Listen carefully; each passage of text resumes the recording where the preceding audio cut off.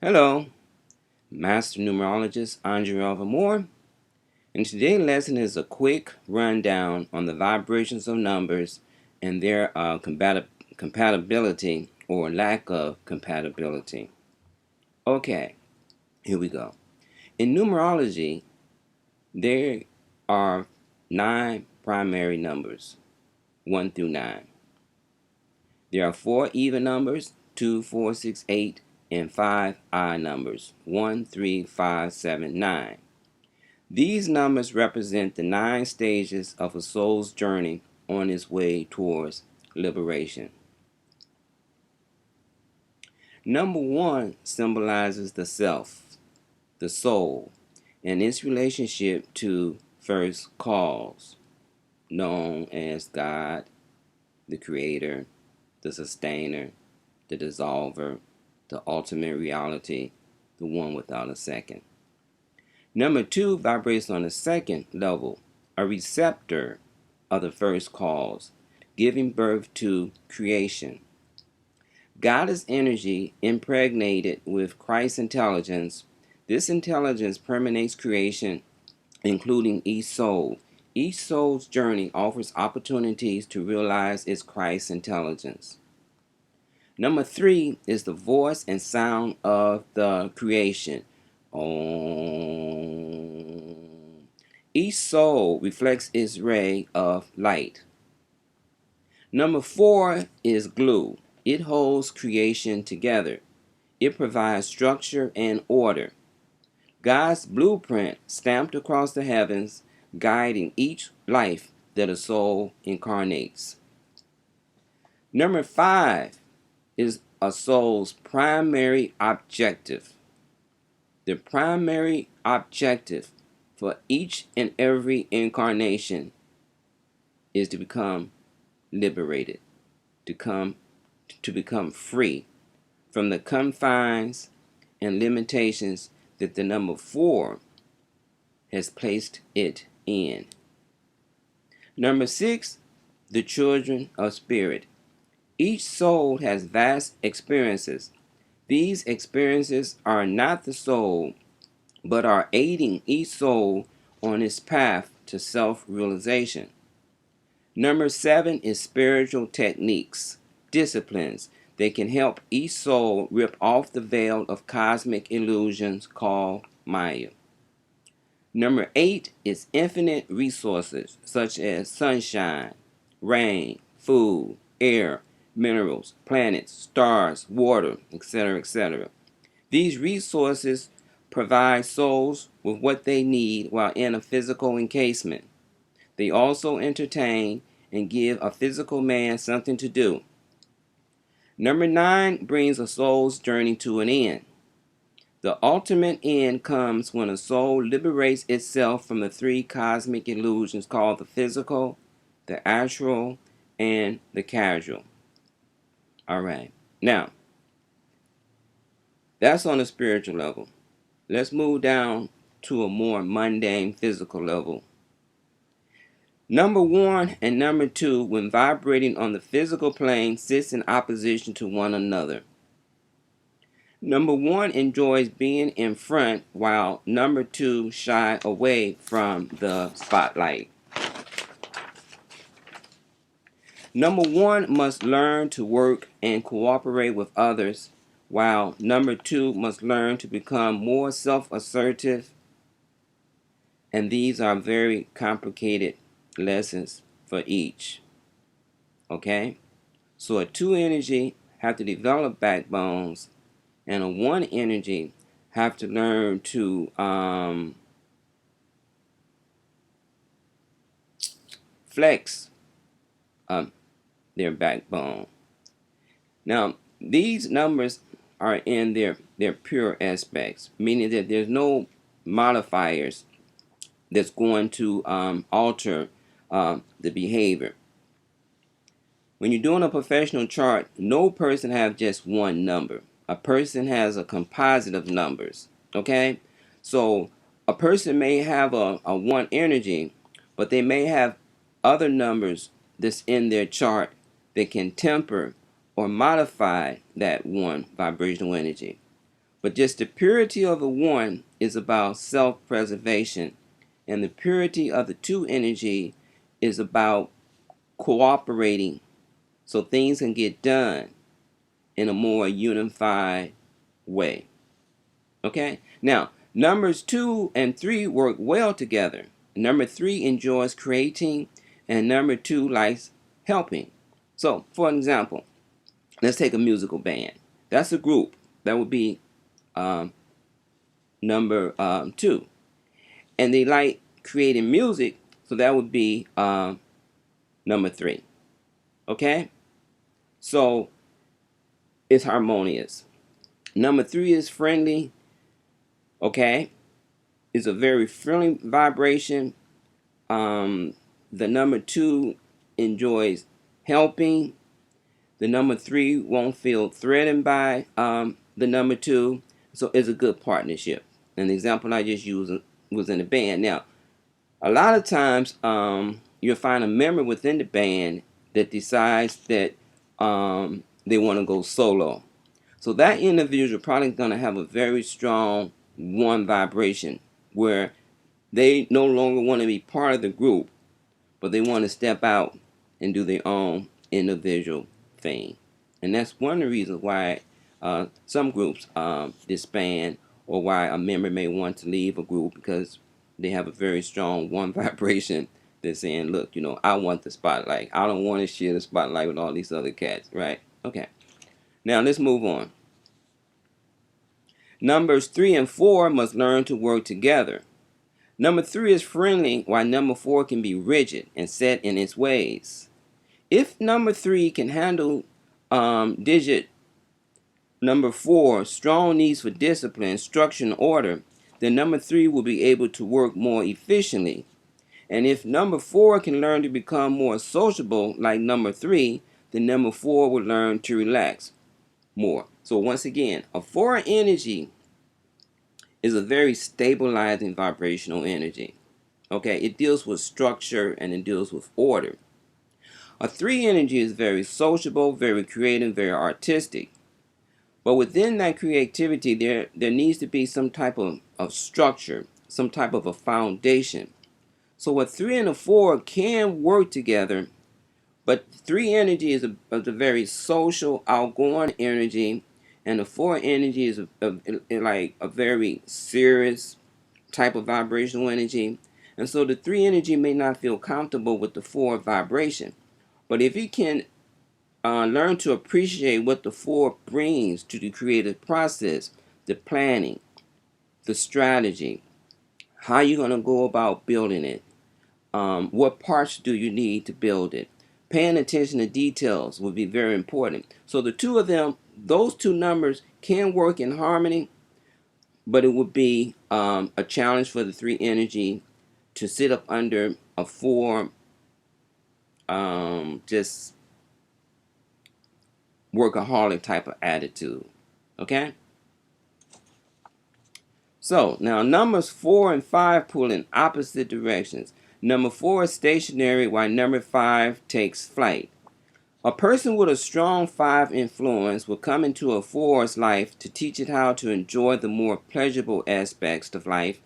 And number 4 will go into 5's life to show it the value of discipline. So for example, if you meet someone and they have a very strong 4 energy, and you have a very strong 5 energy, that's going to be a problem.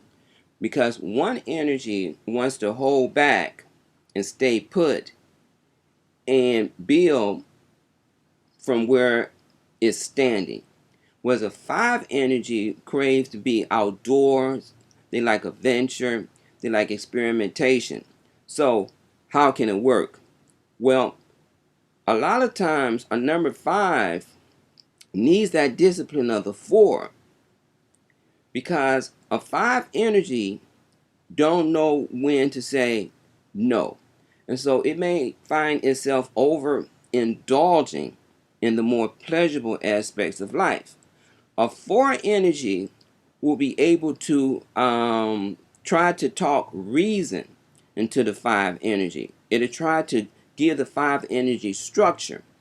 Then the opposite is hold true as well. When a 5 energy can come into a 4's life and try to loosen the 4 up, right? Don't always be so working all the time. Get out, enjoy yourself. Some people have a hard time enjoying themselves. So a 5 energy can influence a 4 that way, and a 4 energy can influence a 5. But for the most part, they move in opposite directions. Okay? Number 5 and 6 are not compatible because number 6 enjoys staying at home. It's a homebody. It's like the concept of family, children, responsibility, and whereas the 5 likes to take to the streets. Now, how can it work? Well, if a 5 energy marry a 6 energy, then the 5 energy would not be able to just always stay in the house. And so the 6 energy is going to have to know that about the temperament and give it some air, give it some space. Let it go out and wander and do what it has to do. If you try to clamp it down, it's going to rebel. Now, on the other hand, a 5 energy can try to tell the 6 energy, you need to get out the house more. You're smothering your children. You need to loosen up. You need to allow your family to have a little bit more liberty. You should try to enjoy your life a lot more, or try to enjoy your family a lot more instead of being there as the provider and the disciplinarian. So they move in opposite directions. And so if a 5 is dating a 6 or a 6 is dating a 5, that's going to be friction there. Okay? Let's move on to the next one. Now, number 6 and 7. Now, number 7 seeks God. Okay? And number 6 seeks love. Now, God is love in an impersonal way, but the 6 wants to love on a personal level. So a pure 7 is focusing on trying to unravel the mysteries of life. And so it can come across as being reserved, really not interested in what's going on a material level, which can bother a 6 energy because it wants affection, it wants attention. And the 7 is have the affection towards God. And it might be difficult for the 7 to give the 6 what it desires. Okay? Number 7 and 8. Number 8 desires material satisfaction. It's an outward vibration. And number 7, the verse is attention inward. So once again, an 8 is interested in accumulating resources. Fame, money, property, the outer stuff. The 7 energy wants to have a stronger relationship, with the Lord, trying to understand the mystery of itself and of creation, and really don't have much to do with the world. But the 7 needs the material. A 7 has to eat, it has to find shelter, it has to put clothes on its body, and that takes resources. In some countries, the people provide for the mystics, but not so in America. We're not going to provide our mystics and our yogis with their livelihood. You're going to have to get out and work in America. But in places like India, a yogi or mystic, people go out of their way to provide for them. They give them food, they give them clothing, they give them shelter. It's a different culture, it's a different concept. But for the most part, the 7 energy diverse its attention inwardly, and the 8 vibrational energy is a more outward energy. Okay, numbers 8 and 9. Number 9 sacrifices for the betterment of humanity, and number 8 makes money off of humankind. That's the fundamental difference. The 9 energy is self-sacrificing, it's a humanitarian. It will offer its services without a fee. No, a 8 wants to get paid. A 8 like accumulating resources. So, numbers 1, 4, and 8 harmonizes very well together, and they are outward vibrations. So the 1s are your leaders, your 4s are your builders, and your 8s are your corporations. Okay? And then you have numbers 2, 6, and 9 that harmonizes well with one another. These numbers are soft, and they deal with the heart, emotions, feelings, and caring. This set of numbers is an inward vibration. So the 2s and the 6s and the 9s are the energies that have the compassion, the nurses, the caretakers. They're a lot of times they're very unselfish. But if a person have too many 2s and 6s and 9s, then they're neglecting the harder aspect of life. The 1s and the 4s and the 8s. You have to have a balance between the soft numbers and the hard numbers. And a lot of times people may predominate in the harder aspects and show very little compassion and sensitivity because they're lacking that vibration. And then on the other hand, a person that have too many 2s, 6s, and 9s, they have a lot of love to give. They, don't mind sacrificing, but then they may neglect themselves, or they may put everybody before them. They may, give away, you know, all of the wealth, right? 2, 6, and 9 say, just take all the wealth and just give it to the people. And then people will take advantage of that. And before you know it, you look around and you don't have anything left for yourself. And then when you go to the 1s and the 4s and the 8s and ask for assistance, they don't want to hear it. So you have to find a balance between the hard numbers, the 1, 4, 8s, and the soft numbers, 2, 6, 9s. And then the numbers in the 3 and the 5 work very well together and they make money. Of all the combinations, 3s and 5s is a very joyful combination, right? Because the 5s enjoy having fun, they like to travel, they don't like to get really hung up on stuff. They're a free spirit. And 3s, they're very joyful and they're very creative and they're very artistic. And 3s like to move about as well. Like actors like to travel, vocalists like to travel, interior decorators. They just got this very joyful, creative temperament. If you're around 3 energies, they're singing, they're writing their poetry, they're writing their books, they're short stories. And if you combine that with a 5, they make money because 3 plus 5 makes 8. So that is one of the best combinations to have because you don't have the sternness of the 1 energy, you don't have the workaholic of the 4 energy, you don't have the greediness of the 8 energy, you don't have the overly sensitive 2s and 6s and 9s because you meet a person that's overly sensitive. Every time you look up, they emotionally breaking down, they crying. They can't handle crisis that come into their lives. You don't have to worry about that when you got a 3-5 combination. Okay, number 7 stands alone, right? It don't have nothing to do with none of that because it wants God. And if it does harmonize, it harmonizes with the higher vibrations of the 11s to 22s to 33s. Okay, so that group, works together. So that's a quick breakdown of the numbers of their compatibility and lack of compatibility. But like I said, no person is just one number. A person is a composite of many different vibrational energies.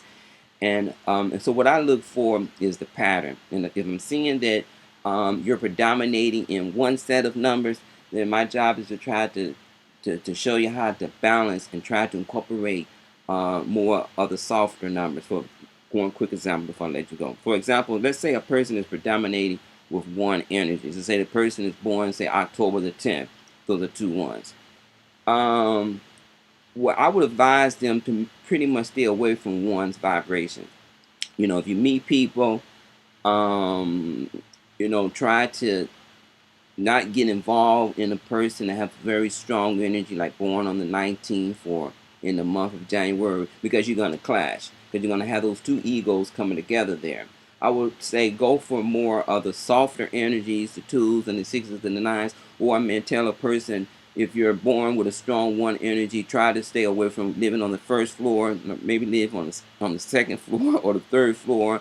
If you're moving to an address and it's like 111, that might not be a good place for you, because you need to incorporate more of the softer energies. And the reverse holds true as well. If a person has a predominance of the twos, the sixes, and nines, I would try to tell them to associate more with the harder numbers, the ones, the fours, and the eight, so that you can try to bring about a more of a balance in your life. But what happens is, like, if a one energy start, communicating or relating to a two energy, a lot of times the two energies really can't handle the force of a one.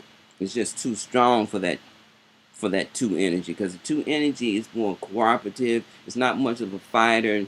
It's not gonna really resist the one's power and force. And so the two energy may not assert itself, and then the one energy may find an opportunity to take advantage of the two vibrational energy, and the two vibrational energy is not going to, like, um, you know fight back. So a two energy has to get more of that backbone. A lot of twos, they just don't have that that self love. See, that one energy got a lot of self love. Like, hey, look, I'm the best, right? Nobody could beat me. Sometimes it's full of itself, right? And it can turn a lot of people off. A lot of people, especially if a person got a very strong one personality, a lot of people just don't like being around, strong one energies, because they don't know how to treat other people. They don't know how to talk to other people. They don't know how to offer the sugar. So that's just a quick breakdown of the numbers, the primary numbers from 1 through 9. So I hope this can help you to get a better understanding of how to read the numbers, how to interpret the numbers, and perhaps you can make better decisions in your life based on just knowing the vibrational frequencies of the numbers that's surrounding the person, place, or thing that you may find yourself you know, being around. So until the next video, peace. And I'm going to work on the compound number 45 part 2. I've already talked about the 45 energy, but I need to revisit that compound number. And I do believe that it's going to have to bite a little bit. So until the next video, peace.